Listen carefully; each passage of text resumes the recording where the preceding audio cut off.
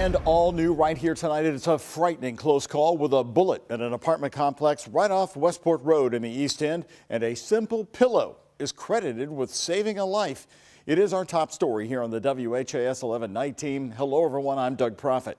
Metro Police investigating reports of shots fired near the Rolling Hills apartment complex. WHAS 11 night team's Connor Steffen is talking to the residents. Outside the Rolling Hills apartment complex off Westport Road, if you look closely. From the outside, I never heard a caller pull up. I didn't hear anyone scream. And inside. And there's nothing I could do to protect them. It's near impossible to miss it. Little gap. Especially if you're Mark Rich and Hannah Walker. Yep, it's gonna be something I hold on to for forever. The bullet, Rich says, so close to ruining his family. Really close to home. It doesn't get any closer than on the pillow that you sleep in. Just after 11 Monday, the couple was in bed with their 2-month-old. Rich was sleeping when Walker heard gunshots outside their window. And I heard about 8 of them.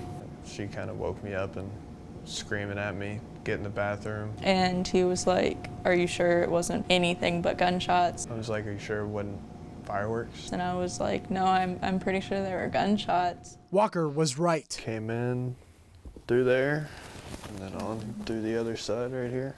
And the bullet was just like right in the middle of his pillow. The very pillow he was sleeping on when it entered the apartment. So yes, I believe that pillow saved my life. All in all, the incident also left Rich with a bruised arm. He believes the bruise was caused by the bullet. We just got unlucky. Or I guess we got lucky. Unlucky and lucky at the same time, so. And then I was just so thankful that, you know, all of us were okay and it didn't actually hurt any of us. The couple admits it'll take some time to feel safe in their home again. Both don't believe what happened was targeted, but rather a reckless incident. For them, the path forward includes keeping in good spirits. Is there a lasting thought that's going to stay with you, do you think, through all this? Yeah, I wish I knew the brand of the pillow that I was using, because I'd buy them forever. Along with that sentiment, Rich wants to emphasize to everyone the importance of gun safety and overall just common sense. We also know LMPD's 8th Division is investigating this incident. In Louisville, Connor Steffen, the WHAS 11 night team, on your side. A pillow, such an amazing story there tonight.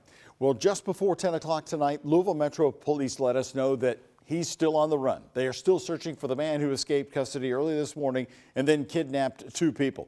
Louisville Metro Police saying just after 8:30 this morning, this man, 31-year-old inmate Norman Wolf, was in a prison transport SUV from Trimble County, Kentucky, when Wolf kicked out the back window of that sheriff's SUV. He was in custody on charges of burglary, evading police, and possessing a handgun as a felon. Police say Wolf escaped from the SUV when it slowed down on the Brownsboro Road exit ramp off the Gene Snyder Freeway. Wolf then ran across lanes of traffic near the Paddock shops. Police put the area on lockdown and nearby schools canceled outdoor activities. Shopper Connor Collis says he drove to the Paddock shops just to get some coffee to find the businesses closed and a heavy police presence around Kentucky Country Day School. He says he immediately checked on his cousin who attends KCD.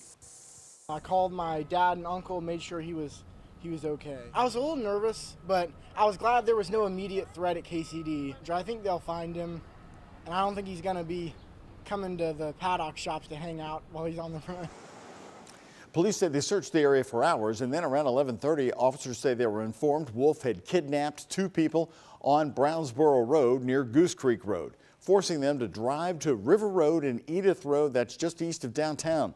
Those people who were kidnapped were not hurt. Wolf's been on the run ever since. Well, tonight we have the exclusive video of it all unfolding. One Louisville man was driving right up I-71 to work this morning when it happened right in front of him. He gave us the exclusive video he recorded, and I interviewed him today. You can tell in his voice he's still stunned. Holy It didn't take long for one Louisville man to notice his normal drive north on I-71 wasn't going to end that way. I have no idea what was going on. It was 100% a shock, Doug. There's a guy in a corrections outfit on the side of a van. Take a good look. The black SUV from the Trimble County Sheriff's Department up ahead, and you'll see the inmate hanging outside the car. It's 8:15 this morning. Gentleman is climbing out of the passenger rear window. Eventually, after about a mile, gets completely out of the vehicle. The driver who recorded this video and asked us not to identify him can't believe what he's seeing. 31-year-old inmate Norman Wolf has made his way outside the speeding SUV. Look. Is turned facing the rear of the vehicle, hanging on to just by his arm. So his armpit is on the door with his arm in the car. Well, how are they still driving? Still following the black Explorer, it moves off I-71 to the Gene Snyder Freeway. How long was the inmate hanging outside the vehicle? It had to have been at least 2 miles. And then the SUV exits to Brownsboro Road. Watch right here. You'll see the inmate take off. When the car begins to slow down, I would say he was at 40 miles an hour or so. The gentleman jumps out, continues to do several backward somersaults.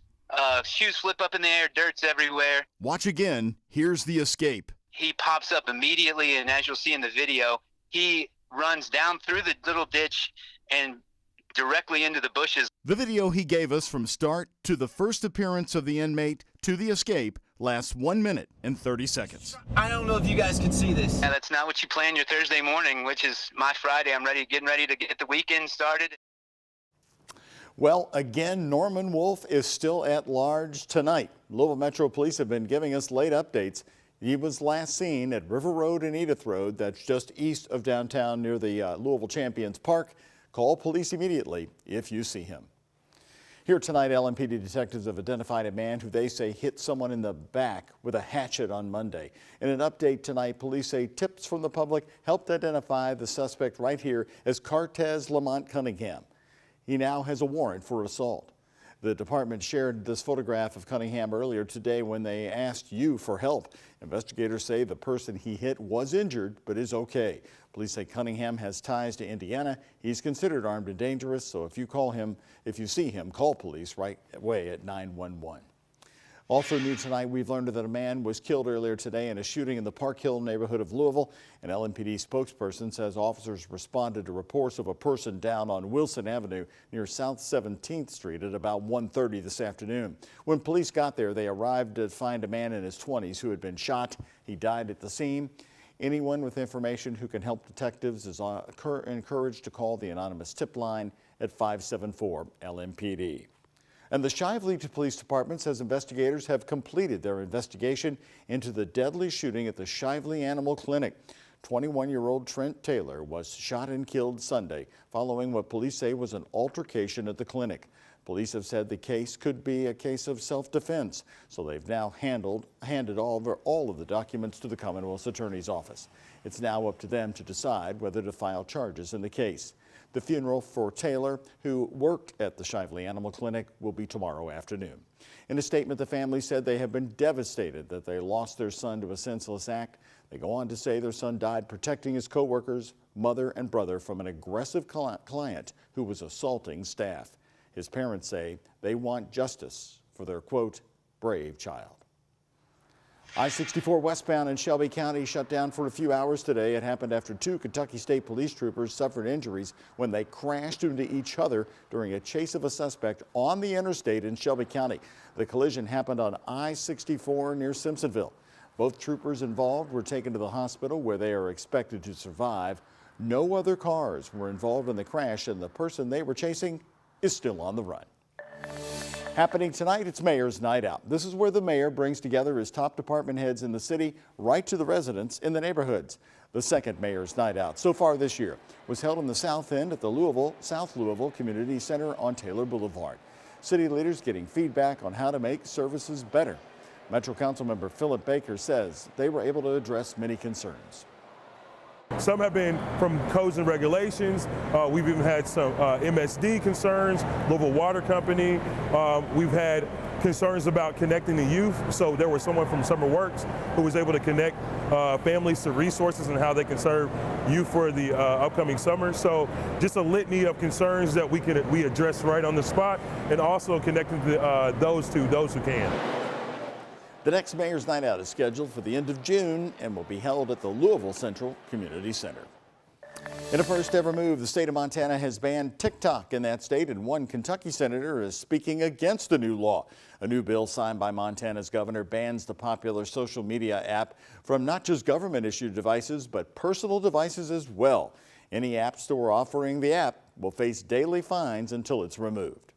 TikTok is a national security threat. This app steals information and data from users, and its ability to share that data with the Chinese Communist Party is unacceptable. This concern has been shared nationally in recent months, most prominently by Republicans. However, Kentucky Senator Rand Paul has been an advocate for the app. He told WHAS11 News in an interview today that barring citizens from using the popular video platform would infringe upon the freedom of speech for millions of Americans. I think the First Amendment protects you from government restricting your speech.